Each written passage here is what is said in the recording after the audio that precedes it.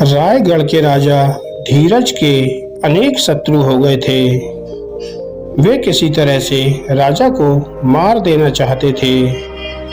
एक रात शत्रुओं ने पहरेदारों को धन का लालच देकर अपने में मिला लिया और महल में जाकर राजा को दबा सुंघाकर बेहोश कर दिया। इसके बाद उन्होंने राजा के हाथ पांव बांधकर एक पहाड़ी की गुफा में ले जाकर बंद कर दिया और वे लोग निश्चिंत होकर चले गए कि अब यहाँ से राजा निकल नहीं पाएगा। राजा को जब होश आया तो अपनी दशा देखकर घबरा उठा। उसे कुछ भी याद नहीं था कि वो यहाँ कैसे आया।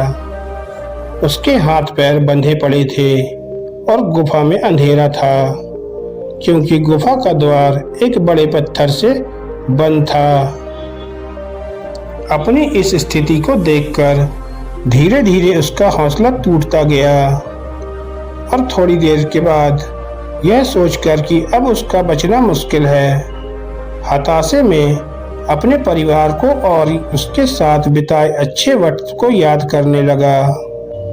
उसकी आंखों से अश्रुधारा बहती जा रही थी और वो अपने अतीत में खोया जा रहा था।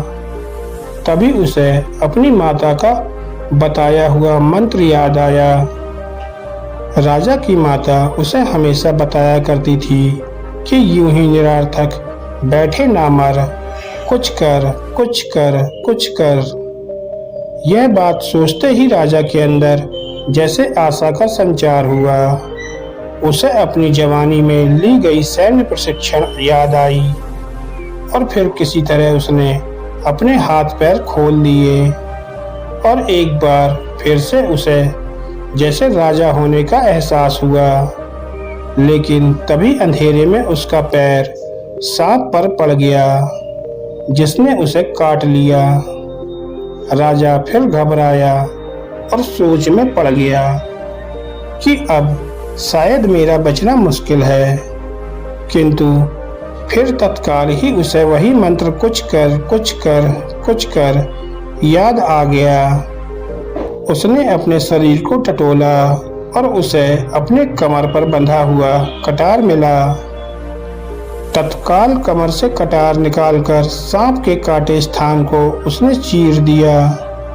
खून की धार बह उठने से वह फिर घबरा उठा, लेकिन फिर उसी कुछ कर के मंत्र से प्रेरणा पाकर अपना वस्त्र फाड़कर घाव पर पट्टी बांध दी, जिससे रक्त बहना बंद हो गया।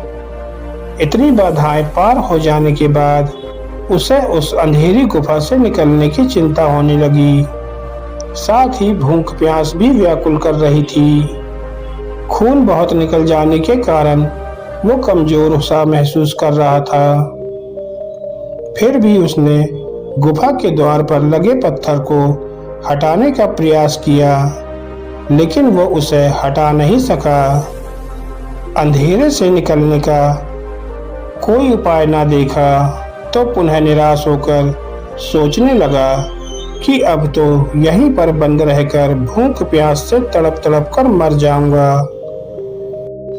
वह उदास होकर बैठा ही था कि पुनः उसे माँ का बताया हुआ मंत्र कुछ कर याद आ गया और फिर वो गुफा में इधर उधर चलने लगा और कुछ सोचने लगा। उसके दिमाग में एक विचार आया और फिर वो अपने कटार से द्वार के उस भाग पर गड्ढा बनाने लगा जो कि सबसे पतला नजर आ रहा था। समय काफी लगा, पर उसने वहां एक होल बना दिया और फिर वो बचाने के लिए आवाज देने लगा। संयोग से राजा को ढूंढने के लिए कई लोगों को इधर उधर भेजा गया था। उसमें से वहां से गुजरने वाले कुछ लोगों ने राजा की आवाज सुनी और इस तरह से उसे बचा लिया गया। दोस्तों, इस कहानी से आपने क्या शिक्षा ली, हमें कमेंट करके जरूर बताएं। धन्यवाद दोस्तों।